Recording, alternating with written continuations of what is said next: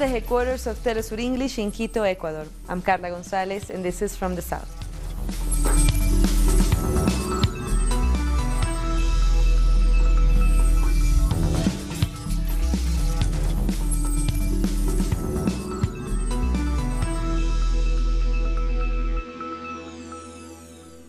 Russia, China, and the United Nations Secretary General have all continued to recognize the elected government in Venezuela, and they call for dialogue to resolve the confrontation in the country.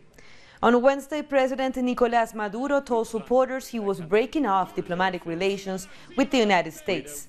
This as Washington and a number of its allies said they would recognize the opposition leader, Juan Guaidó, as interim president of Venezuela after he illegally swore himself in. We consider the attempted power grab in Venezuela to be a contradiction to and violation of the basics and principles of international law. We are very concerned by the statements that do not rule out some type of intervention from abroad, an intervention by third parties in the ongoing events in Venezuela's internal affairs. We consider such intervention unacceptable, and it may have negative consequences. And we consider any statements about possible use of force to be very dangerous. We are highly concerned about the current situation in Venezuela and call on all parties to remain rational and calm, and to seek a political solution to the Venezuelan problem through peaceful dialogue within the framework of the Venezuelan Constitution. China supports the efforts made by the Venezuelan government to safeguard the sovereignty, independence, and stability of the country. Is with the situation in Venezuela. What we are worrying with is the suffering of the Venezuelan people. So many have left the country with the economic difficulties that everybody faces, and with the political polarization. And what we hope is that dialogue can be possible, and that we avoid an escalation that could lead to the kind of conflict that would be a total disaster for Venezuela and for the Venezuelan people and for the region. The U.S. has rejected Maduro's decision to break diplomatic ties, claiming the Venezuelan president doesn't have the authority to take such action. Secretary of State Mike Pompeo is also refusing to remove staff from the country after Maduro gave the U.S. 72 hours to do so. To China's state-centered economic model. At the same time, the Trump administration is considering more sanctions against Venezuela that would specifically target the country's oil. U.S. officials are reportedly considering several measures, including restrictions on U.S. imports of Venezuelan oil, or possibly even a full ban. But no decision has been made so far. U.S. sanctions already in place have cost Venezuela billions of dollars. On Wednesday, President Maduro gave 72 hours for all U.S. diplomatic personnel to leave the country. He accused the U.S. government to try to divide the Venezuelan people and promoting a coup d'etat. North American imperialism. I have decided to break off diplomatic and political relations with the imperialist government of the United States. Out of Venezuela. They can all leave. Enough intervention. We have dignity here. Here there is a people disposed to defend their country. The Venezuelan opposition also took to the streets in several cities, addressing some of the protesters. Guaidó, who was appointed president of the National Assembly just days ago, illegally declared himself interim president. The National Assembly has been in contempt for years, and the country's high court ruled that their actions are void. This was the biggest demonstration that Venezuela's opposition has managed to organize in the last year. The supposed swearing-in of Guaidó has quickly been recognized, not only by the Trump administration, but by a number of U.S. allies. These include 11 of the 14 members of the Lima Group, which earlier this month agreed not to recognize President Maduro. However, Guyana and St. Lucia, as well as Mexico, did not sign the declaration in support of Guaidó. And the opposition's move was strongly rejected by those at the Chavista march. We are asking the courts to respond to the big mistake this gentleman is making by declaring himself interim president. No one voted for him. We had elections and the opposition decided not to participate. Why do they want to seize power now? I voted for Maduro. Who voted for Guaidó? No one. It's a big mistake, what he's doing. The people of Venezuela are marching today in defense of the revolution and democracy, and against interventionism. This is a very delicate situation. We're calling on people here to join the national demonstrations and not to respond to these provocations that are being mounted by the right wing in the country and supported by the United States. We, the working people, are against intervention. The people in Venezuela are on alert. And sporadic incidents of violence were reported overnight in Caracas.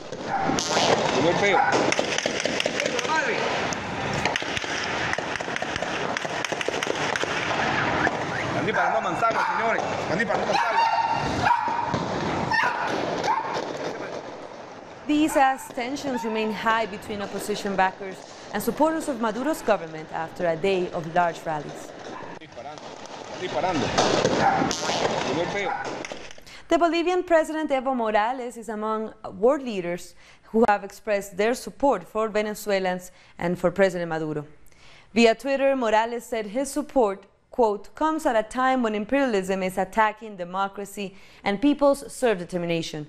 He also said that the Latin American people will never allow the United States to once again use the region as its backyard. The government of Nicaragua also expressed its support for the government of President Maduro. In a letter published on social media, the government said, "We are all Venezuela." Nicaragua has endured its own threats from the United States, most recently being the target of economic sanctions by the Trump administration. Also, the Palestinian Ministry of Foreign Affairs expressed its concern about U.S. intervention in Venezuela. The State of Palestine said it is grateful for support and solidarity from Venezuela and its president. And this support also came from the Movement for Social Justice in Trinidad and Tobago. The movement strongly condemned the U.S. interference in Venezuela's internal affairs.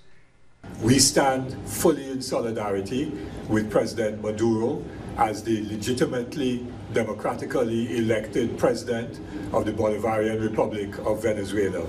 We condemn totally the intervention and interference in the internal affairs of Venezuela by the United States government, as evidenced by the statement by Vice President Pence.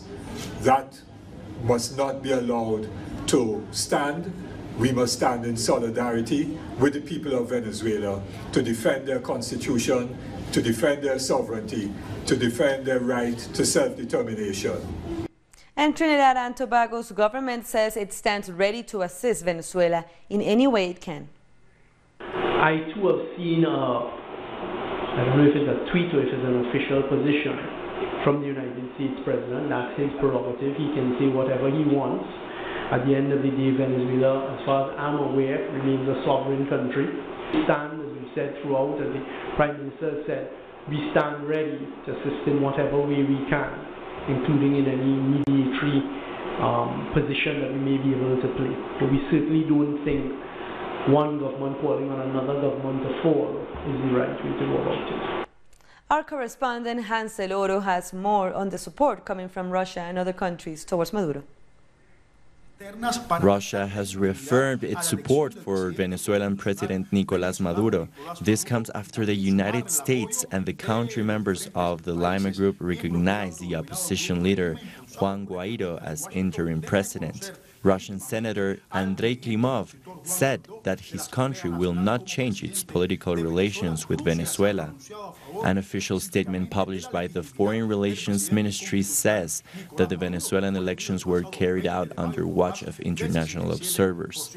On his part, the Vice Minister of Foreign Relations, Sergei Ryabkov, reaffirmed Russia's solidarity with the Latin American country and strongly condemned the U.S. interventionist campaign against President Maduro.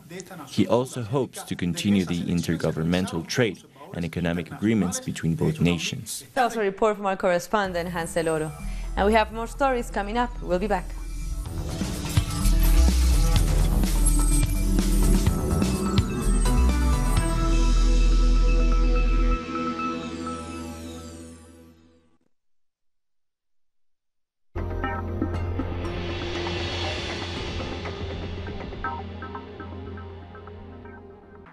Telesur brings you special interviews with social and political personalities. Monday, from Washington. Tuesday, from Mexico. Wednesday, from Caracas. Thursday, from Quito. Friday, from Havana. Analysis about our continent's reality. Weekdays, only on Telesur.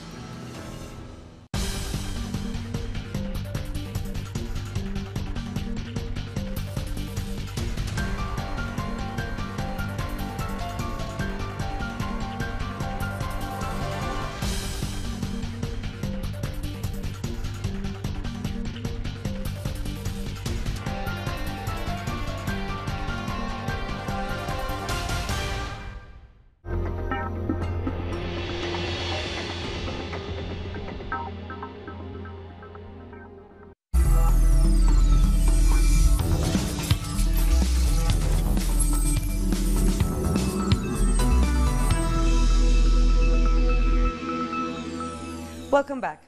The Iranian-American journalist Marzieh Hashemi has been released from jail in the United States. The Press TV host had been in detention for 10 days after being arrested in the U.S. at the St. Louis airport in Missouri. She was considered a material witness in an unnamed case and appeared at least twice before a judge in Washington, D.C. The outgoing president of the Democratic Republic of Congo, Joseph Kabila, has called on the Congolese people to support President-elect Felix Tshisekedi. He says Tshisekedi needs everyone's support in order to unite the country and fix the economy. Kabila has governed the country since 2001 following his father's assassination. Respectueux de la Constitution. Respecting the Constitution, I will hand over power. The president has promised that his government will not allow land grabbing. President Cyril Ramaphosa said it at the World Economic Forum in Davos. It comes after South Africa's parliament in December approved a report endorsing a constitutional amendment allowing expropriations without compensation. Land is a controversial issue in South Africa since racial inequality remains entrenched decades after the end of apartheid. Land reform is going to be handled in terms of our constitution, but as it is being handled, we are going to take care that those of our people who were denied the right to own land get equity. Everything should be done on an equitable basis. And that is the only way we can ensure that South Africa does indeed become a prosperous country where all the people of our country do benefit from what South Africa has to offer in the way of a better life for all.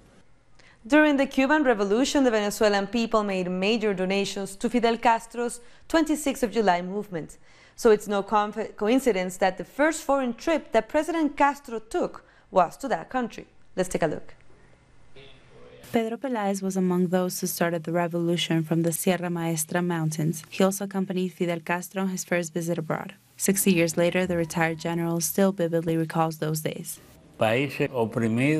Countries oppressed for a long time look up to a libertador like him. But it was all spontaneous, not organized at all. People came to see us. The roads were full of people, just like in Cuba. People started to arrive at the Maiquetía airport in Venezuela as early as 3 in the morning. The Cuban delegation was invited to participate in the first anniversary of the overthrow of dictator Marcos Pérez Jiménez. They said such a huge crowd showed up that it took the Cuban delegation about 45 minutes to just leave the airport. Fidel Castro arrived in Venezuela as the representative of a nation that knows how to fight for its freedom, with spontaneous and valuable help from the Venezuelans who are now welcoming him. Journalists covering the event said that they never called him by his surname, rather just Fidel. It was just as clear in Venezuela as it was in Cuba. I came here in the name of my people, who asked for your help and solidarity. But I also came to tell you that Venezuelans can also count on our help and unconditional solidarity. In the center of Caracas, 300,000 people gathered in O'Leary Square to take part in the reception and listen to Fidel explain the ideas of the Cuban Revolution. I told them that if Venezuela happens to be oppressed by a tyrant, they count on the Cubans. they can count on the fighters of the Sierra Maestra. Each of his speeches represented a new theory, a new idea. He spoke about dictatorships that still exist across America and the need for an information agency that serves democracy.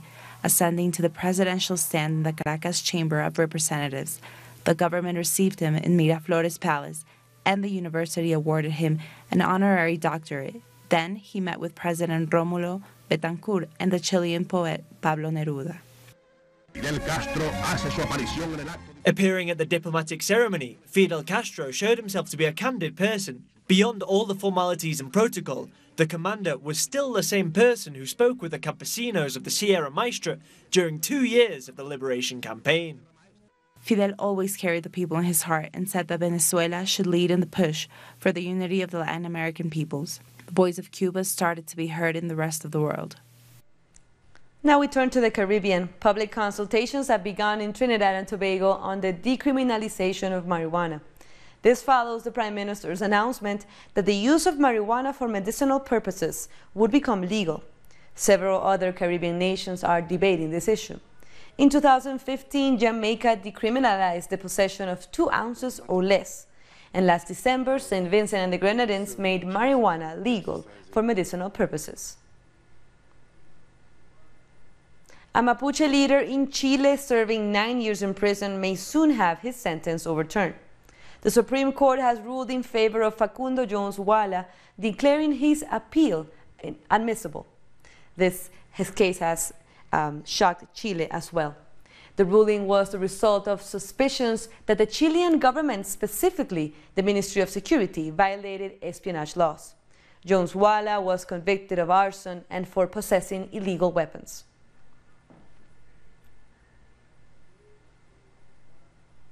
Chile has criticized France after it rejected its extradition request for a former guerrilla member. Ricardo Palma Salamanca was a member of the Communist Party's armed wing during the dictatorship and killed a senator closely allied with Pinochet. Chile is a state where the law prevails. The resolution announced today denies both victims and relatives the possibility of obtaining justice. 3 planes have landed in Venezuela as part of the government's return to the homeland plan. The flights were commissioned from Ecuador after a wave of xenophobic attacks in the country. Hundreds of Venezuelans disembarked in Caracas, with more expected to arrive in the coming months. Recent xenophobic attacks rocked the Venezuelan migrant community in Ecuador.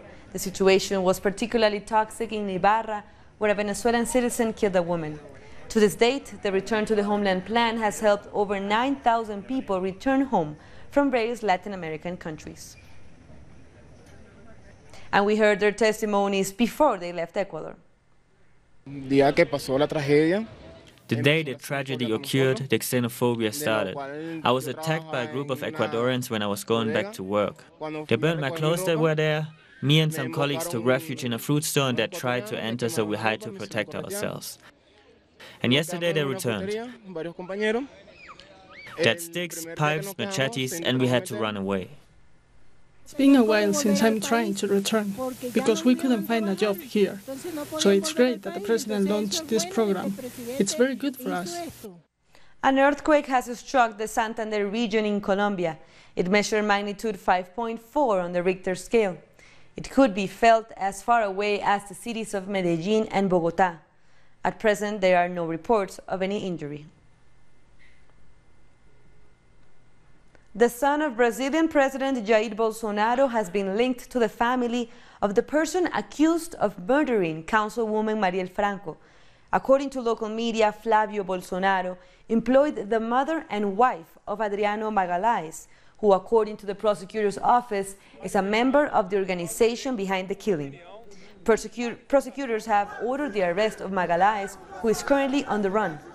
Franco was killed in March 2018. The mother and the wife of the former police captain and militia leader, who is a fugitive of justice accused of involvement in the death of Mariel, were only laid off from Congressman Flavio Bolsonaro's cabinet on November 13, 7 days after the Furna da Onça investigation was unleashed. In Brazil, Praia Grande near Sao Paulo has become a popular seaside destination for workers. During the summer season, its population explodes, and so does business for local beach vendors. Alexandre Davido is a school caretaker who is on vacation with his family in a rented beach house. I'm making some snacks to bring to the beach, frying some shrimp and some chicken. I'm going to fry up some sausage too. After the 2016 parliamentary coup against Dilma Rousseff, the Brazilian government made it easier for employers to deny paid vacation to their workers. As a result, more people are vacationing closer to home this year, taking the bus instead of flying. For most of the year, Praia Grande has a population of 300,000, but in summer it swells to over 1 million. Its proximity to São Paulo and low prices have made it Brazil's fourth most popular vacation destination, and this year business is booming for the beach vendors. This year things are a lot better. Last year the national crisis hurt us a lot. It may not be the nation's most beautiful beach, but it's clean and its gentle waves make it relatively safe for children. Things might not be looking so bright for Brazil politically at the moment, but a sunny day on the beach with loved ones offers a chance for working-class Brazilians like Alexandre to forget about their problems and enjoy the best things that life has to offer. I like Praia Grande because it's close to Sao Paulo. We can bring whatever we want to the beach, the prices are low, and we can have fun somewhere nearby and inexpensive. Brian Mir, Telesur, Praia Grande. We're taking one last break, but stay with us.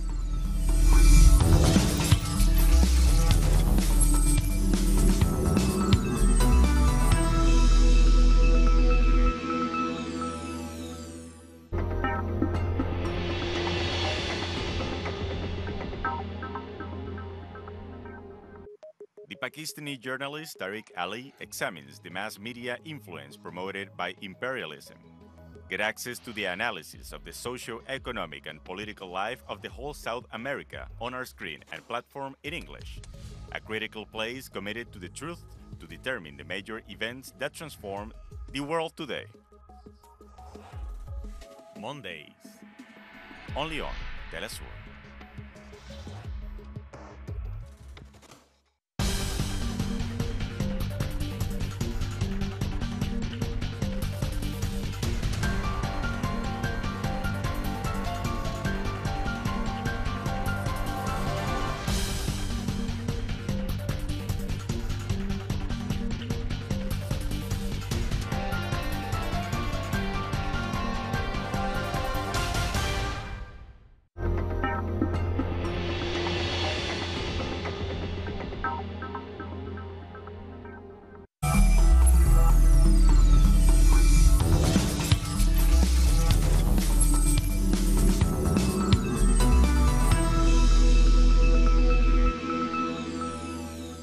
Welcome back.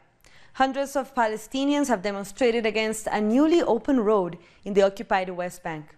The route, which Palestinians have dubbed as the Apartheid Road, segregates the road into two separate lanes with a high wall in the middle. The western side will be used by Palestinians, while the eastern side will be used by Israeli settlers to enter and leave Jerusalem. Today's action was to reject the occupation policy, especially on this racist street.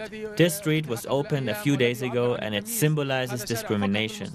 The street is only for the settlers and Palestinians are forbidden to step on it. This is the beginning of the implementation of the E1 plan, which aims to control large areas of Jerusalem's land to expand settlements. Peace in Yemen may be getting closer. Houthi fighters and the Saudi-backed government are expected to agree to the terms of a prisoner exchange next week. But despite the talks taking place over the past week, there are still deep divides to overcome. On the issue of the prisoner release and swap, the two parties are holding talks to achieve a result. On the list of prisoners to be swapped, agreed upon by the two sides last December in Sweden, there are about 16,000 people, but it's not the final number. We are waiting on the final list to be concluded by the two parties. The U.S. Senate will vote Thursday on two competing bills as lawmakers attempt to end a partial government shutdown that has lasted 34 days. One includes the $5.7 billion to fund the U.S.-Mexico border wall demanded by President Donald Trump. The other extends funding for the closed agencies until February 8th. And some of the workers, joined by supporters and union leaders, held a protest Wednesday in a federal building in Washington, D.C. The shutdown has forced around 800,000 government employees to work without pay or take leave, and the crisis is worsening. Don't nobody care about that wall, and then you don't have enough respect for the United States citizens, you know. And then on his campaign, I remember every time I turned on the news and he was on TV, he said he was going to make Mexico pay for that wall. But then he talking about he wanted the United States citizens to pay for, which we don't care about no wall. We want our jobs back.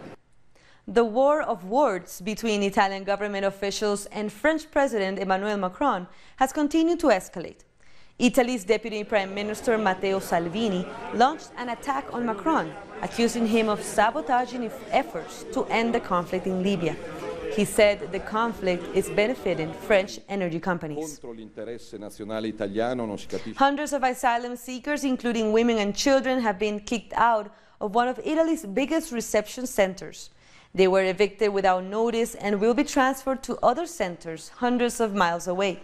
This after the Interior Minister decided to shut down the facility. And other centers across Italy are set to close in the coming months as well.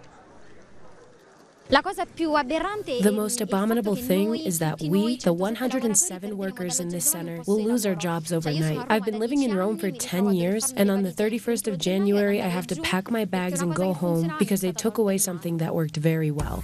That brings us to the end of this news brief, but you can find these and many other stories on our website at telesurenglish.net.